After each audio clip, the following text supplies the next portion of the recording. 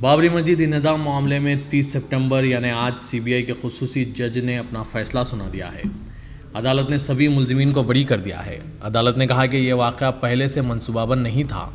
सदर all India मजलिस इत्तेहादुल मुस्लिमीन व रुकन पार्लियामेंट हैदराबाद असदुद्दीन अवैसी ने चारशंबे के रोज़ बाबरी मस्जिद इंहदाम केस में सीबीआई अदालत के फैसले पर नाखुशी का इजहार किया।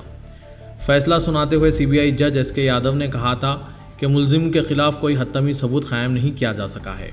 मीडिया से खिताब करते हुए असदुद्दीन अवैसी ने कहा कि 1992 में बाबरी मस्जिद इंहदाम केस में इंसाफ से इनकार किया गया है। बाबरी मस्जिद इंहदाम केस के फैसले पर अपने ख्यालात का इजहार करते हुए ओवैसी ने कहा कि हिंदुस्तानी अदलिया की तारीख का ये एक अफसोसनाक दिन है।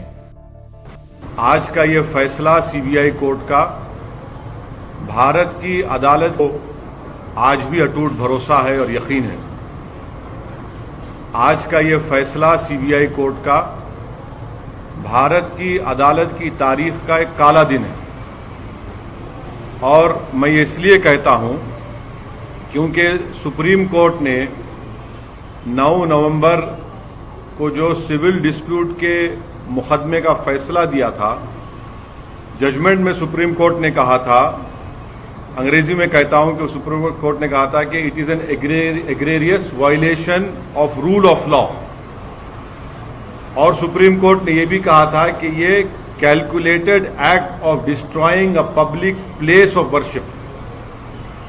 अब मैं ये समझने से कासिर हूं कि अगर सुप्रीम कोर्ट ये कहता है कि egregious violation of rule of law, तो क्या कोई जादू से मस्जिद को शहीद कर दिया गया था 6 दिसंबर को?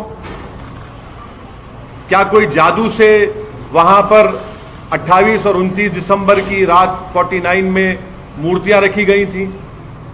क्या कोई जादू से उसके ताले खोले गए थे जब राजीव गांधी प्राइम मिनिस्टर थे? इसीलिए मैं ये कहता हूं कि सुप्रीम कोर्ट ने जो बात कही, और ये मैं कहने पर मजबूर हूं कि violence page for you politically.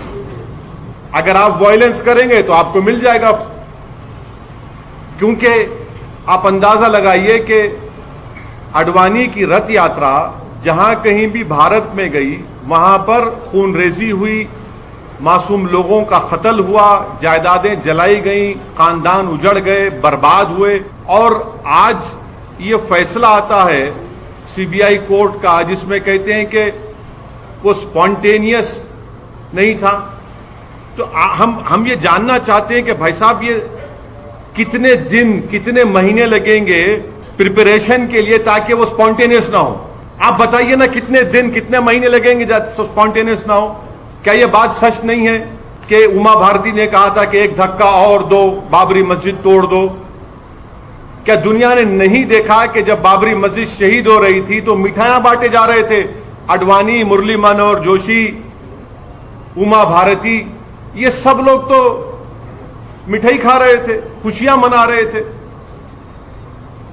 कैसा ये फैसले पे आज आ जाते आप? आखिर पैगाम क्या देना चाह रहे आप? पैगाम क्या देना चाह रहे? पैगाम यही मिल रहा है कि वायलेंस पेज, मास वायलेंस पेज। आप अंदाजा लगाइए कि 1950 से अब तक इस मसले में मुसलमानों को इंसाफ नहीं हुआ, और आज ये फैसला आता है 28 साल के बाद। हम आज भी कह रहे हैं, अगर ये मस्जिद नहीं शहीद होती तो क्या 9 नवंबर का सुप्रीम कोर्ट का फैसला आता था? सारी दुनिया ने देखा कि जो लोग मस्साम में खड़े होकर स्पीचेस दे रहे थे, लोगों को उकसा रहे थे, उनकी मौजूदगी में क्या यह बात सच नहीं है कि सीबीआई की चार्जशीट में एक विटनेस ने कहा कि कल्याण सिंह, उस वक्त के चीफ मिनिस्टर, ने कहा कि रोक कंस्ट्रक्शन पर है, डिस्ट्रक्शन पर नहीं है? वो भी आप नहीं मानेंगे उसको? क्या सीबीआई की चार्जशीट में यह नहीं कहा गया था कि 5 दिसंबर की रात अडवाणी ने विनय कटियार के घर में साजिश रचाई? क्या यह बात सच नहीं है कि अडवाणी ने कल्याण सिंह को कहा कि उस वक्त तक आप रिजाइन मत करिए जब तक कि मस्जिद डेमोलिश नहीं हो जाती, ताकि गवर्नमेंट का डिसमिसल ना हो? क्या बीजेपी की सरकार उस वक्त की जाकर सुप्रीम कोर्ट को वादा नहीं किया था कि हम मस्जिद को बचाएंगे? यह फैसला मुझे कहना पड़ेगा कि यह judgement satisfies the collective consciousness of Hindutva and its followers and its ideology. ये जजमेंट का यही है। किसने तोड़ा फिर मस्जिद? पर हम पूछना चाहते हैं, जब 6 दिसंबर 1992 को मस्जिद शहीद हुई थी, उस वक्त मैंने अपने आप को एक हेल्पलेस महसूस किया। मैंने अपने आप को अपने लिए एक ह्यूमिलिएशन समझा कि मैं अपनी एक शर्म महसूस हुई कि मैं अपनी मस्जिद को बचा नहीं सक रहा हूं, और आज आप ऐसा फैसला देते हैं।